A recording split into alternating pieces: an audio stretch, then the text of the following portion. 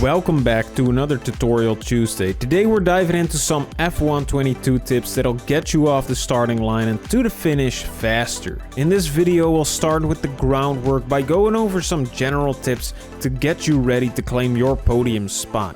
These tips are meant for beginners, but even if you're already somewhat further along, there might still be some things in here that'll help you get faster. We're gonna talk about assists first, because if these are set up wrong, you'll be so much slower than you'll have to be. If this isn't the case already, be sure to turn these off: steering assist and braking assist. These are meant as accessibility options. They'll interfere with your steering and your braking, and you'll be a worse driver for it. The next thing is traction control, and it's something racing games don't simulate very well, and the same goes for F122. When I had traction control set to default, I thought my pedals were actually broken because F122 completely cuts your power once wheel spin might occur. When traction control is fully turned on, you won't be able to get on the power as early and you'll be missing out on loads of speed. So my recommendation would be to set it to medium if you're still getting the hang of the game, or completely turn it off if you're feeling brave. Let's take a look at the difference when traction control is fully turned on compared to the medium setting. We can see this beautifully in this track Titan analysis. The reference lap in blue is with TC set to medium, while the orange lap is with traction control fully turned on. The impact of full TC becomes evident in turn 1 already, where the reference lap with medium TC is later on full throttle, but because full TC is cutting power while on full throttle, the car on the reference lap is quicker out of the corner. The next thing is ABS, or anti-lock brake system. It does exactly what it says. It prevents your brakes from locking up. Sounds like a great assist, and in all honesty, it is pretty great.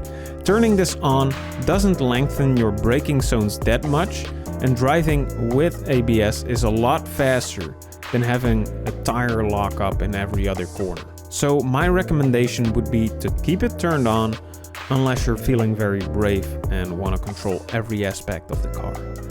In F122, the dynamic racing line is based on racing lines used in real life. But here's a little secret I'll let you guys in on. F122 is actually a game and not real life, which is why the suggested racing lines are sometimes not optimal to follow. Besides losing you time when you follow it closely, you'll also develop some bad habits, like focusing on the racing line instead of the track up ahead. You'll want to turn the racing line off and learn to rely on yourself. If you want to get better at sim racing, it's beneficial to find the racing line and learn to identify braking markers on your own, or kickstart that process by watching track guides. This way you'll rely on your own observations to drive the car well, instead of a suggested racing line. The virtual racing line also does not take the quirks of the game into consideration. For instance, you can use a lot of entry curb under braking, which is something you won't take advantage of if you're following the game's racing line. The same goes for a couple of sausage curbs the F1 drivers can't use in real life, which would make you slower in comparison to people who use everything that the game allows them to use. Let's take this corner at Suzuka for instance. When we follow the virtual racing line, we're going pretty wide through this section. But if we look at the track Titan analysis, we see that we lose almost 2/10 by taking the wider suggested racing line. Again, the game suggests this racing line because in real life, drivers take the wider line, as a tighter line would scrub off too much speed. Now, if you're completely new to the F1 series or sim racing in general, you can keep the gearbox set to automatic until you get the hang of driving. But having the gearbox set to automatic can sometimes limit you if you want to be faster out on track. It might seem somewhat more relaxed to not have to think about shifting, but it can slow you down. Sometimes you'll want to short shift to have some more traction through a difficult corner, or you want to use engine braking, which both require shifting in a somewhat strange fashion, or at least something that the game will not anticipate. Short shifting can be crucial in saving you from a spin or a crash, which is why you want to have full control over your gear changes. So I recommend you turn off the automatic gearbox and learn to shift by yourself, because in the long run, it is an important skill to get right. And we can look at another example of this in the Track Titan analysis, where we can see the lap with automatic shifting in orange and manual shifting in blue. Looking at Sandford's turn 1, by manually shifting we can short shift out of the corner while we're struggling for grip with the automatic gearbox. We can see the earlier gear shift happening on the blue steering wheel, and this helps us to be 3/10 faster through this corner than when we had automatic shifting turned on. This is just one small example, of course, and it could be that you're more comfortable with the automatic gearbox because you might be able to focus more on the other things racing requires. And that's completely fine too. It's a game and it's all about having fun. But if you want to level up, take full control of the car, be sure to set the gearbox to manual. You could have seen this coming, but you'll have to practice to become a better sim racer. But to practice effectively, you'll have to figure out in what areas you're lacking. Let's go over the basics and you'll figure out where you'll need to focus your efforts to improve as quickly as possible. The first thing you'll have to learn is driving the cars. These are the highest performance automobiles in the world, so they drive a little bit differently than your mom's Toyota Corolla. If you're struggling to keep these cars on track, choose one track and learn to drive that track well. By not switching between tracks all the time, you can focus completely on mastering the car and you'll get the hang of it quicker.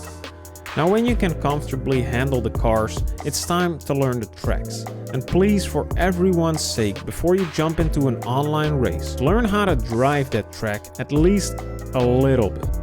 Learning all the ins and outs of a track can take a long time, but to race on them, you'll have to learn the basics. When you're completely new to a track, drive it slowly and take it all in. Pay attention to where the corners are and what they lead to. Find the braking markers on the side of the road so that you know you should be braking at the 50-meter board. Track guides can help you greatly increase the speed with which you learn a track. We have a ton of track guides available on YouTube and tracktitan.io, so be sure to check them out to learn tracks faster. So you've mastered your car, learned a track, and now you're ready to race. One of the best ways to improve racing early on is by jumping into AI races so you can learn how to deal with traffic. Because actual racing is a whole different story than driving on your own. You've got to watch out for the other drivers, meaning your normal racing lines aren't always an option. So the safest and least stressful way to learn this is by racing against AI. The career mode in F1 22 is a great tool to level yourself up from beginner to an intermediate. Each race has a practice and qualifying session before you actually jump into the race against AI, giving you a chance to learn the tracks one by one before you're thrown in the deep end, so be sure to check out the career mode. Now let's wrap up the video by going over the key points once more. The first thing is to turn off steering and braking assists if you want to be in control of your own car.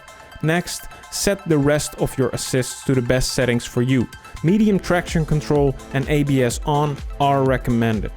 You also want to turn off the dynamic racing line, as it doesn't always teach you the right racing line and you won't learn to rely on yourself. Set the gearbox to manual if you feel comfortable learning how to shift, but leave it on automatic if you're still getting the hang of the game. With the assists out of the way, let's go over effective practice. First, you gotta learn how to handle your car, then learn the tracks before you start racing on them. And again, the career mode is an excellent tool to learn all this in a more fun way. We hope you've learned something from this video. Let us know in the comments if you have some great tips of your own, so we can all learn from them. And be sure to check out this Paul Ricard track guide to be prepared for the upcoming F1 race, and we'll see you in the next one.